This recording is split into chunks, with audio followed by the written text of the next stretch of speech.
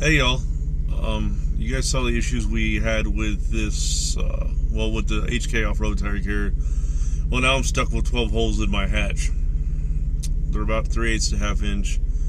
I bought a replacement hatch, so I'm going to show you how I'm going to paint that. I'm going to show you how we modify that to move the license plate, and we're going to get that installed and prep for a new bumper / tire carrier, which will be a second video.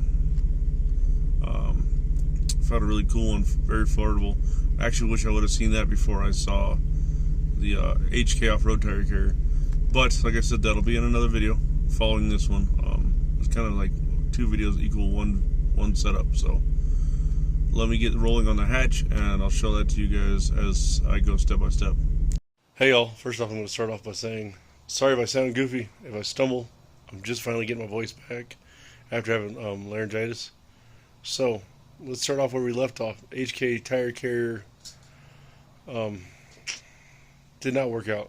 Turned out to be a pain in the ass. Now I've got 12 holes in the back of Gus Gus's hatch.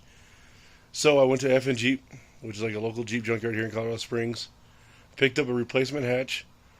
We are going to get it sanded and just rattle can it close gray to Gus Gus's, because I don't have any paint left and I don't want to go buy some. So I have some rattle can gray that's close, and we'll make it look good and work. Let me show you this hatch, show you what I'm going to do to prep it for the new tire carrier and for the Jeep.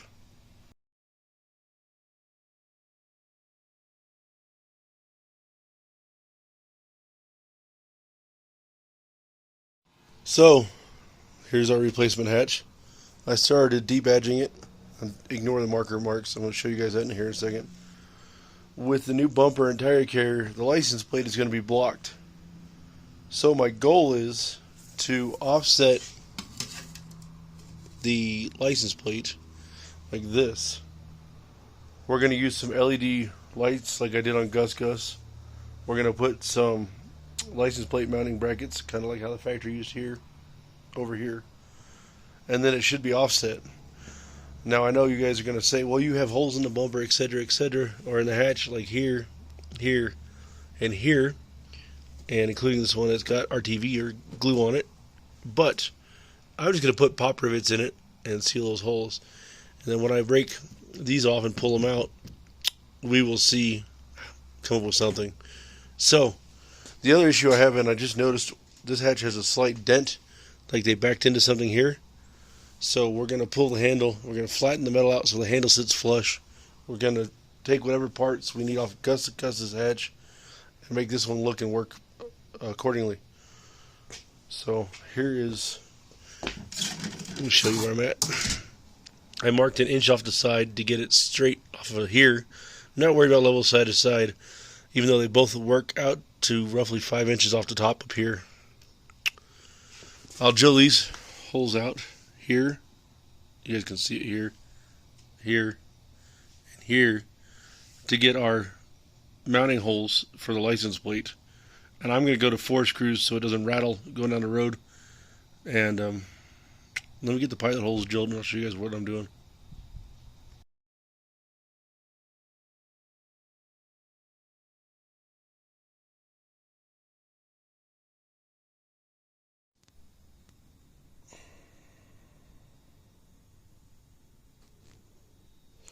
Okay, so these once were square holes that fit the screw, nylon screw mounts. I hugged these out to a 9/16 with a step bit, all 4 of these, because they will all fit some of the rubber plugs I have. This one is about the same size, and I have a plug for that as well. That is where the old wiring came out. Here we have our wiper arm stud and the washer nozzle. Those will stay. Over here we drilled 4 new holes that fit these nylon or plastic screw brackets for the license plate. I want to use all 4 to secure the plate from rattling. These holes are about a 5/16, and those hold the LED lights, which just pop in, and then they have a nut on the back which will hold them in place, and we will just wire them in to the old wiring that came through here. You guys can see it looks kind of dull. Me and my boys, we scuffed this up already. And if you know what kind of help 5, 3, and 7-year-old are, they lasted all about 5 seconds, and they were done. So that being said, we have a couple spots that still have some sheen to them that I can see better actually now that I'm recording. So we'll scuff this up again, but I want to get this back window masked off. I like using Scotch, just blue tape. I probably got some bigger pieces, but I will just use some painter's paper once I get the edges masked off. We'll prime this with some Rust-Oleum primer, self-etching primer. And then we'll paint rattle can this gray and put a matte clear over it. It won't be 100% to the body, but it should be close enough. There you go. So we're getting there. Next up, I'll show you guys the masking. I'll show you guys the primer, and we'll go from there. Everything's masked off.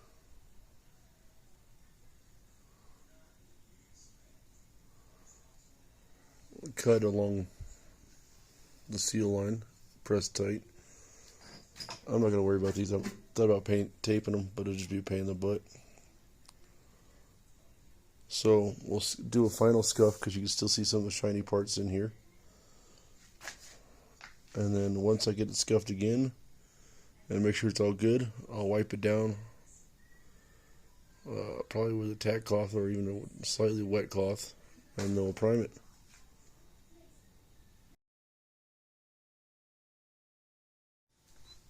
So here we have coat 1 of primer.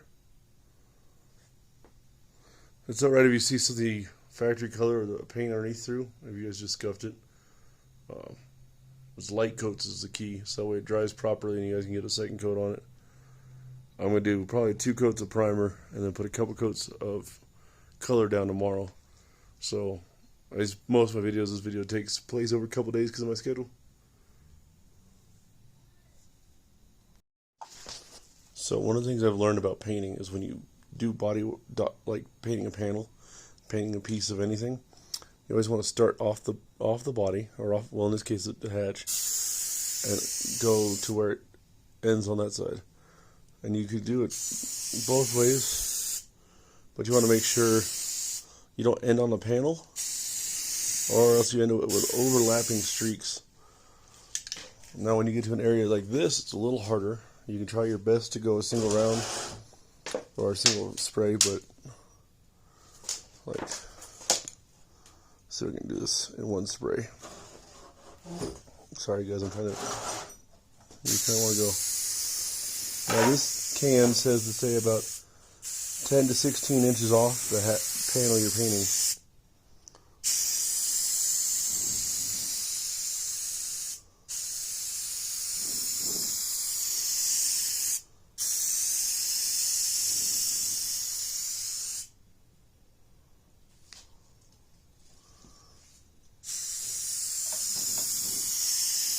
I'm not looking for perfection on this paint job, obviously, or else I wouldn't be spray painting it.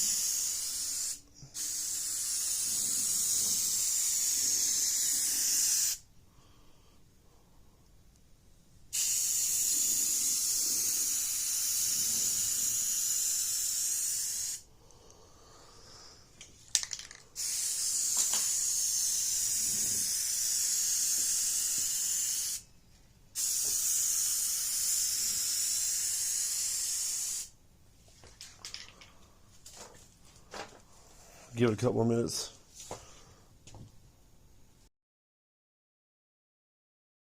So, hard to see because I'm right in the shadowing here. But we got 3 coats of color. It's tacky. We're going to let it sit for a little while. Cure up. Looks pretty even. I mean, it's going to be splotchy. It's a rattle can job. So, I got a kid in the background making sound effects for me. Thanks, buddy. So let this tack up for maybe an hour, see how it feels, because it's a little cooler out today. And I'll put some back clear on it, and we'll call this one almost done until we get all the internals in it. So, here we are after we got some dry time on it. You guys can tell it has quite a sheen to it. Sorry for my shadow. 3 coats of color. We're going to scuff this probably later on today when it gets more cure time with about 1,000 grit. And then we'll spray 2 coats of matte clear That'll kill that sheen down. And then another project I didn't tell you guys about, but over here that we're working on, the purple started chipping off the grill. So here I did a charcoal gray on the bezels, and I'm going to matte clear those. They're not perfect, but they're getting there. It's a Jeep, right? So I'll probably get one more coat on these to touch up all the imperfections. I broke my old grill sanding it, so that was kind of stupidity, but we're going to paint that. I got a new one coming in. So get one more coat of great charcoal on here, and those will be done. We'll matte them, and they'll be good to go.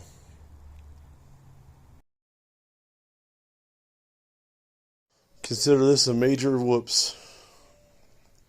Colorado's inconsistent temperatures today got the better of me. Time to strip the hatch and start all over again. We'd go from hot and sunny to cool and windy. And it just whooped me. Okay, so here we have 2 coats of primer, sanded with 800 grit, and we're going to put down some smoke gray, which is the body color of the Jeep.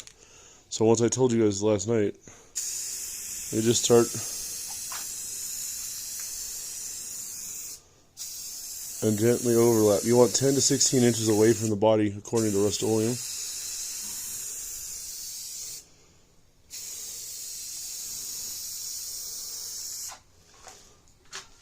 And then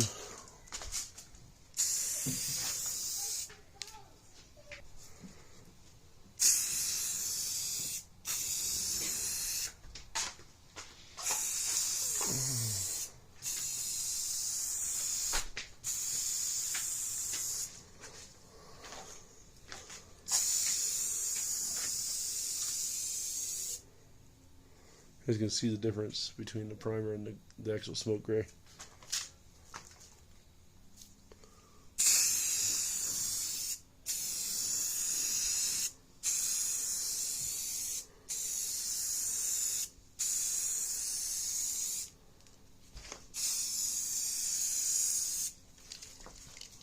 You guys can see where I tested out on the hatch and got distracted by kids.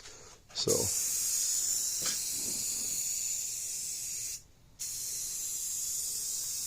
I try to overlap by at least 20 to 30%.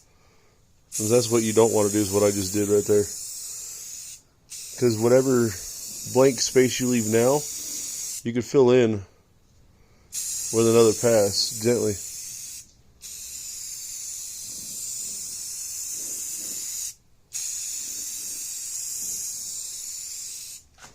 Try not to lift your finger on these passes. Try to keep a steady pace. I'm by no means any expert, but I've been getting it done halfway decent, so I figured I'd share what little experience I have with you guys.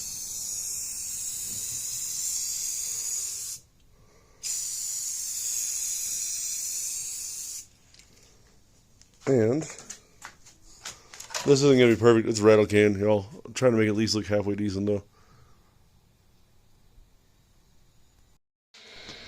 Well, we saw the fiasco with the paint not drying, and I could probably buy some paint stripper. I just don't want to go out and buy some. So I am stripping it a different way. I've got like a flat disc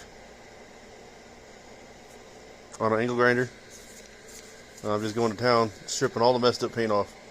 And yes, it is taking it down to bare metal, so you guys can clearly see. Let me get some light on it. My goal is I'm going to just strip the whole hatch all the way down and then use some etching primer. Prime this up right, get it on a bench, and then spray it again. You guys can hear I got my heaters cranking in the garage. We're trying to keep it warm out here. At least 65, 70 degrees out here in the garage. So we got the majority of the upper half stripped. I got to finish working my way around it. I got to get this thing sitting level so I can hit it right, and then we'll work on the bottom end of it. When I'm using my flap disc on it, I'm trying not to stay in one spot. I don't want to get the metal hot. I mean, it's gonna get hot no matter what. And but I try to keep it moving. That way it distorts or distributes the heat.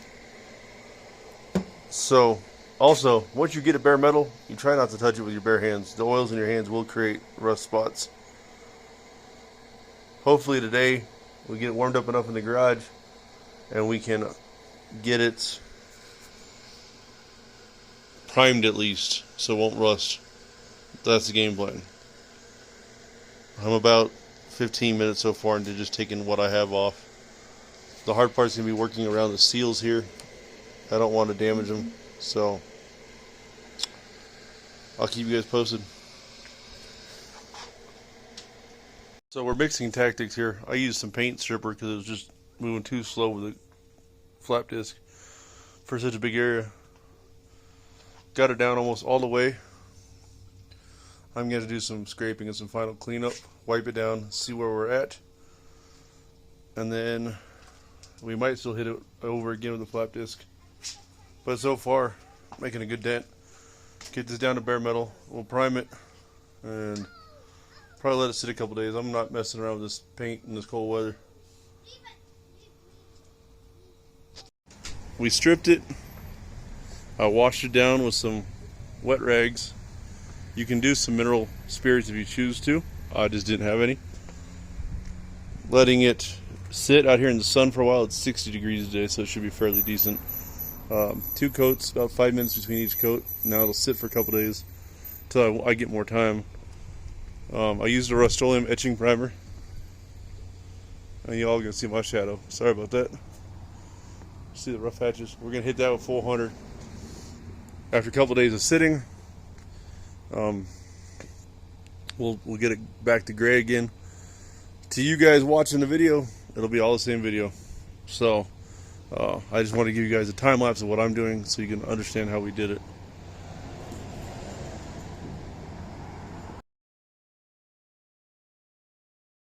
So on the back hatch, we stripped it, re-primed it. It's been a couple days. I scuffed it up with some Scotch-Brite because I didn't have any 400. It feels pretty smooth, feels pretty level. So we're going to mask the back window off again. And then we are going to spray some smoke gray down, Rust-Oleum color. So we got the first coat of smoke gray down. I'm going to try to do lighter coats because it's a little cooler today than it has been. Hopefully with the heat in here and everything else, we'll get this situated. So I'm trying to work on multiple projects at once. We're probably going to go 2 or 3 light coats, let it bake for about half an hour, and then between each coat. Normally it's only a couple minutes on a hot day, but today's being super picky with the weather, so we're going to take our time. When you go to apply the second coat, you want to make sure it almost feels dry to the touch. We are 2 coats in. The first time I painted this, it looked 10 times better. Anytime you get frustrated and you try to redo something, it doesn't always work out. There's discoloration in the way the gray laid down. And of course now it's warm but windy, so we got dirt and crap in the paint. I think if I ever have to do this again, I'm gonna just use my Harbor Freight spray gun. It worked halfway decent. So I'll let this sit out here for a little while.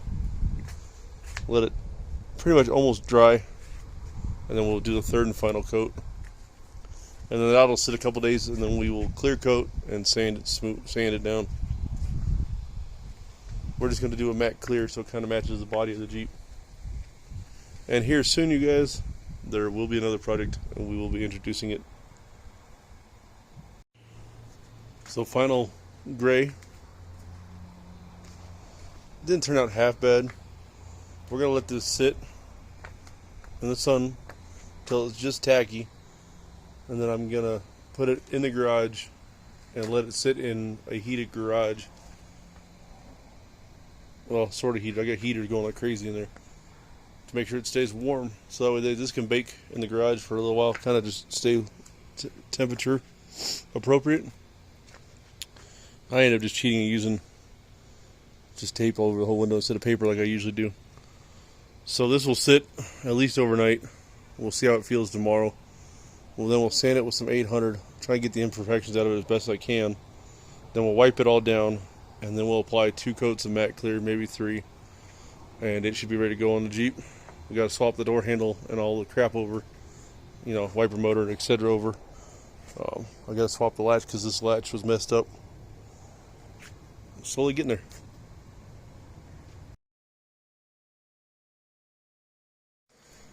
So I sanded the hatch down with 800, smoothed out a lot of the rough spots, added another fresh coat of the smoke gray, and then we will let this sit, and then we'll matte clear this, and we're going to call this done until we swap the internals over. Except for cleaning the back window. I'm going to have to figure out a way to get all the overspray off, because I should have masked it all the way, but I got lazy. Okay, so here's the hatch. 3 coats of color, 2 coats of matte, and I think it almost looks better than the rest of the body. Only sunlight will truly tell how well this looks. I use an LED light to give me an idea, and that'll be my starting point. We're going to put some rubber plugs in these holes here and here. We'll get the wiper arm mounted up here. We're going to take the handle, the tailgate handle, and we're going to take the latch mechanism off of Gus Gus's hatch, and we're going to put it bolted into here. I want to get this mounted on the Jeep before I try all that. Then, once this is also mounted on the Jeep, we are going to mount the lights here and the license plate, and we'll solder this on the inside when it's already mounted. We're going to reuse the factory plug just like we did the original hatch on Gus Gus. And yeah, I know I got overspray. Just we're going to scuff that down. Or scuff it down. We're going to wipe it down with some paint thinner, and then we're going to get the window tinted. So, here where we are. This hatch mod video is going to be kind of long, so once we get this mounted up, we'll get it all installed, buttoned up, and wired up, and you guys will see how this mates with the new bumper we're putting on. So, we got the old hatch off. I kind of just blew through that. 2 bolts here, and these 2 bolts here, because this new hatch didn't have it, and then the 3 plugs in there. Then I did the LED lights, and you guys can see the wiring. I soldered it. I don't ever crimp connect. It doesn't hold up. So you got your license plate like that, and we're going to be prepping for the bumper, which is going to be in another video. So I showed you the Jeep hatch install. Something I forgot to show is the rubber plugs I used to fill the old license plate holes here, and the old wiring hole here. I still got to get the wiper arm on and clean the back window up because there's some overspray on it. But this is going to include how to basically replace the hatch. Thanks for watching, y'all. God bless.